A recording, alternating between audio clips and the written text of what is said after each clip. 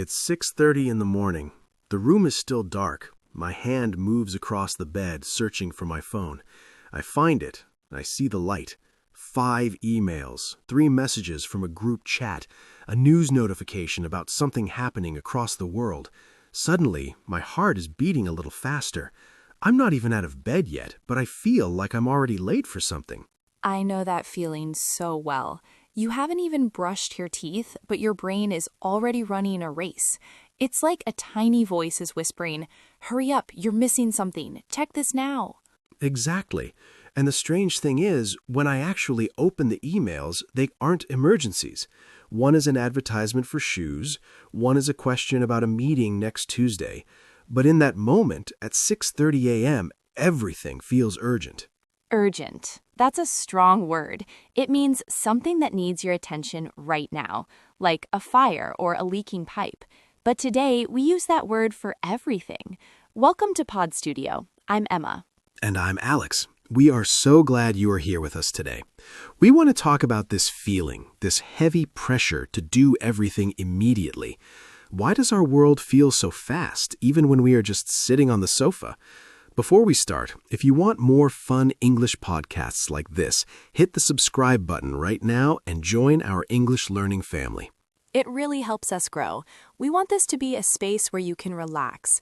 As you listen to our voices, maybe you are walking or cooking or just resting. There is no rush here. We are just going to talk about why life feels so full and how we can find a little more space to breathe. You mentioned the word urgent, Emma. I think about that a lot. In my mind, I have a list. I must answer this text. I must buy this milk. I must finish this report. My brain treats the milk and the report like they are the same level of importance.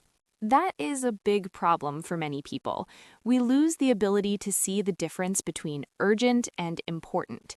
Important means it matters, it has value, but urgent just means it is loud. It's like a person shouting in the street. You look because they are loud, not because they are saying something smart. That's a great way to put it. The loud things.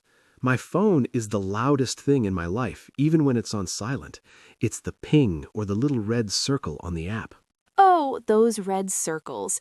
They are designed to make us feel anxious. Anxious is when you feel worried or nervous about what might happen. When I see 10 red circles on my screen, I feel like I have 10 problems I need to fix. I had a situation yesterday. I was having coffee with my sister. We see each other maybe once a month. My phone buzzed in my pocket. I knew it was just a notification from a social media app, probably a like on a photo of my lunch, but I couldn't focus on what my sister was saying. I kept thinking about the phone. Did you check it? I did. I felt embarrassed, but I did. I said, "Sorry, just 1 second." And then I felt silly because it was nothing. My sister looked at me and said, "Is everything okay?" And I had to say, "Yes, I'm just distracted." Distracted. That's when your mind is not on the thing you are doing. You are physically with your sister, but your mind is inside the phone. We do this to ourselves so often. We choose the urgent, tiny notification over the important person sitting in front of us. Why do we do it, though? Why is it so hard to just leave the phone in the bag? I think it's because we are afraid. We have this fear of missing out. People sometimes call it FOMO. It's that feeling that everyone else is having a great time, or learning a secret, or finishing work faster than you. If you don't check, you feel left behind. Left behind, like a runner who stops to tie their shoe while everyone else keeps running. But life isn't a race, is it? We say it is. We use racing words all the time. We say, "I'm running late," or "I'm trying to catch up," or "I'm overwhelmed." Overwhelmed. I hear that word a lot lately. It's like when you are standing under a big wave at the beach and there is too much water. You can't breathe. Exactly. It means having too much of something to handle, too much work, too many choices, too much noise. When we are overwhelmed, everything starts to feel urgent because we are panicking. We try to do 5 things at once. We call that multitasking. Ah, multitasking. I used to be proud of that. I thought, look at me, I'm writing an email, talking on the phone, and eating a sandwich at the same time. But then I realized the email had mistakes, I didn't listen to the person on the phone, and I didn't even taste the sandwich. So you weren't really doing three things. You were just doing three things badly. Exactly. It's a trick. We think we are being fast, but we are just being messy. I've started trying something different. It's a bit difficult at first. It's called single tasking. That means you do one thing until it is finished. If I am washing the dishes, I am just washing the dishes. I am not listening to the news or thinking about tomorrow's schedule. That sounds quiet, but doesn't it feel slow? At first, yes, it feels very slow. My brain starts to get itchy. It wants more stimulation. Stimulation is when something excites your senses, like bright lights, loud music, or new information. My brain is addicted to stimulation. Itchy brain. I like that. It's like your mind is looking for something to do. I feel that when I wait for the bus. In the past, people just stood and looked at the trees or the cars. Now, if the bus is 30 seconds late, everyone pulls out their phone. We can't sit with ourselves for 30 seconds. Because 30 seconds of silence feels like a waste of time. We are obsessed with being productive. Productive. That means doing a lot of work or achieving a lot of goals. Right, but we have a strange idea of what being productive means. We think if we aren't doing, we aren't being. If I sit on my porch and look at the sky for 10 minutes, my brain says, Emma, you are being lazy. You could be cleaning the kitchen or checking your bank account. I feel that guilt too. Guilt is that bad feeling when you think you have done something wrong. But is it wrong to look at the sky?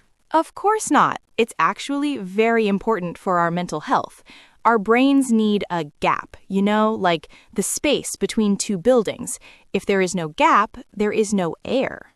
I had a gap last weekend. My power went out. No lights, no internet, no TV. For the first 20 minutes, I was angry. I was walking around the house, looking at my dark phone, feeling frustrated. I thought, this is a disaster. I have so much to do. And then what happened? After an hour, I sat down. I lit a candle. It was very quiet. I started to notice the sound of the wind outside. I picked up a book I hadn't touched in a year. I read 30 pages.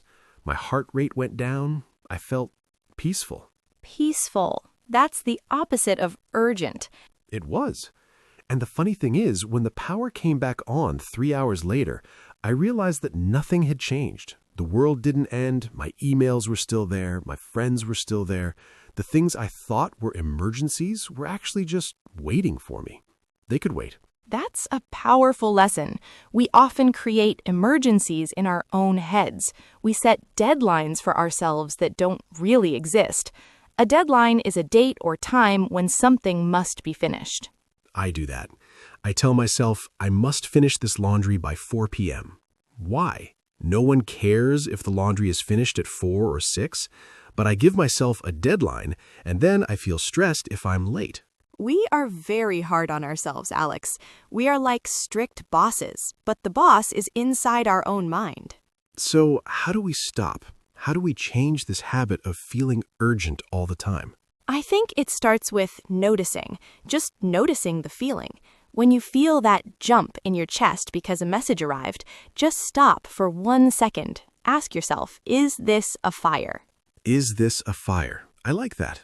Usually the answer is no, it's just a message about a birthday party. Exactly. And another thing is to practice slow living. It's a movement people are talking about now. It doesn't mean you move like a snail, it just means you do things at the right speed. The right speed. I suppose that's different for everyone. It is. For example, when you eat, do you really taste the food? Or are you just swallowing it so you can get back to work? To be honest, most days I'm reading the news while I eat. I couldn't tell you what my lunch tasted like. Try this tomorrow. Turn off the screen, put the phone in another room, just eat. Notice the temperature of the food, the texture, the flavor. Texture means how something feels. Is it soft or crunchy or smooth? It sounds simple, but it's actually quite brave. It's brave to be slow in a world that wants you to be fast. It is. It's a way of saying no to the pressure, and no is a very healthy word. I struggle with that word. I want to say yes to everyone. Yes, I can help you with that project. Yes, I can come to your party. Yes, I can answer your call at 9 p.m. When you say yes to everything else, you are saying no to your own peace. That's deep, Emma. But you're right. If I say yes to a late-night work call, I am saying no to a quiet evening with my book or my family. We have a limited amount of energy every day. Imagine your energy is like a battery on a phone. If you open every app and turn the brightness to 100%, the battery dies quickly. We need to choose which apps in our life are worth the energy. I think I need to delete some apps. Not just on my phone, but in my life. The app of worrying about what people think. The app of trying to be perfect. Perfection is a heavy weight to carry. It's another reason why we feel everything is urgent. We think if we don't do it perfectly right now, we have failed. But failure is how we learn. You know, for our listeners who are learning English, I think this is very relevant. Many people feel urgent about learning. They think, I must be fluent in 3 months. I must know every word. Oh, definitely. Fluent means you can speak a language easily and well. But you can't rush a language. It's like a tree. You can't pull the leaves to make it grow faster. You just have to give it water, sun, and time. I love that image. Learning a language is a slow process. If you feel stressed or urgent about it, you stop enjoying the journey. You stop noticing the small wins. Small wins, like today. If you are listening to this and you understand even half of what we're saying, that is a huge win. You don't need to understand every single word immediately. Exactly. If you don't know a word, it's not an emergency. It's just a gap that will be filled later. Let's talk about rest. Not just sleeping, but resting while you're awake. What does rest look like for you, Alex? Rest for me is usually something outside. Walking in the park without headphones, just hearing the birds and the sound of my shoes on the path. At first, my brain says, you should be listening to an educational podcast. You should be learning something. But I tell my brain, no, we are just walking. That's wonderful. For me, it's gardening, getting my hands in the dirt. You can't make a flower grow faster by shouting at it. It has its own rhythm. Rhythm. That means a regular pattern of sound or movement. Nature has a very slow rhythm. Humans are the ones who are out of sync. Out of sync means we are not moving at the same speed as the things around us. We are moving at the speed of the internet, but our bodies are still made of blood and bone. Our bodies need the rhythm of the seasons, of day and night. I notice that when I stay up late looking at my laptop. My body is tired, but my eyes are wide open because of the blue light. I'm out of sync with the night. We have to protect ourselves. We have to create boundaries. A boundary is like a fence around your house. It shows where your space begins and where the outside world ends. What kind of boundaries do you have? My biggest one is the no phone zone. After 8 p.m., my phone goes into a drawer in the kitchen. It stays there until breakfast. That sounds scary. What if there's an emergency? That's the question everyone asks. But think about it. In the last 10 years, how many true emergencies have happened at 10:30 p.m. that I could actually help with? Maybe one. If it's really important, people can call my landline or knock on my door. But 99% of the time, it can wait until morning. I think I'm afraid of the silence that comes when I put the phone away. When it's quiet, I start thinking about my life. I start wondering if I'm doing enough. The urgency is a way to hide from those big questions. That is very honest, Alex. Being busy is often a shield. We use it to protect ourselves from feeling lonely or bored. But boredom is actually the birthplace of creativity. Creativity, the ability to make new things or have new ideas. You're right. When I was a kid, I was bored all the time, and because I was bored, I invented games. I drew pictures. I built towers out of boxes. Now I'm never bored because I have a computer in my pocket. And because I'm never bored, I'm rarely creative. It's a trade. We traded our creativity for content. Content is all the stuff we consume. Videos, photos, articles. We are so full of other people's ideas that we don't have room for our own. So to stop the feeling of urgency, we need to make room. We need to be okay with being empty for a little while. Yes, it's like a cup. If the cup is always full of coffee, you can't put any tea in it. You have to pour out the old stuff to make room for something new. I want to try that this week. I want to pour out some of my busyness. How will you do it? I think I will start with my mornings. Instead of reaching for my phone at 6:30, I will stay in bed for 5 minutes. Just 5 minutes. I'll look at the light on the ceiling. I'll feel the blankets. I'll let my brain wake up naturally without the shouting of the emails. That's a beautiful start. A soft start to the day. A soft start. I like that. It sounds much better than a racing start. And for our listeners, maybe you can find your own soft moment today. Maybe it's right now. Maybe you can close your eyes for a minute while we talk. You don't have to do anything with this information. You don't have to write a list or change your whole life by tomorrow. Right. This isn't a how-to guide. We aren't teachers telling you what to do. We're just two friends sharing how we feel. And it's okay to feel that pressure.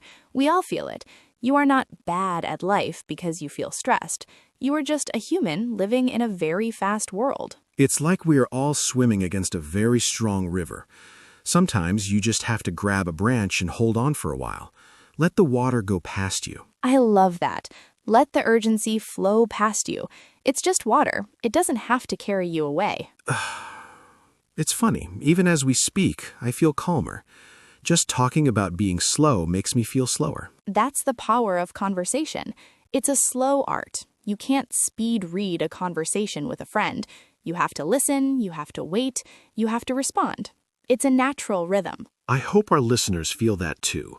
I hope this conversation has been a little gap in your day, a little bit of air. We've talked about a lot of words today: urgent, important, overwhelmed, productive, boundaries. But if you only remember one thing, remember this: you have permission to slow down. You don't need a reason. You don't need to be finished with your work. You can just stop because you are a person, and people need rest. Exactly. So as we finish today's episode of Pod Studio, maybe take a look around you. Find one thing that is not urgent: a plant, a window, the way your tea smells. Give yourself a small win. Just one moment of being exactly where you are. Thank you for spending this time with us. It's been a pleasure to share this quiet space with you. We'll be here next time with more stories and more space for you to listen and learn at your own speed. Take care of yourself. Goodbye for now. Goodbye.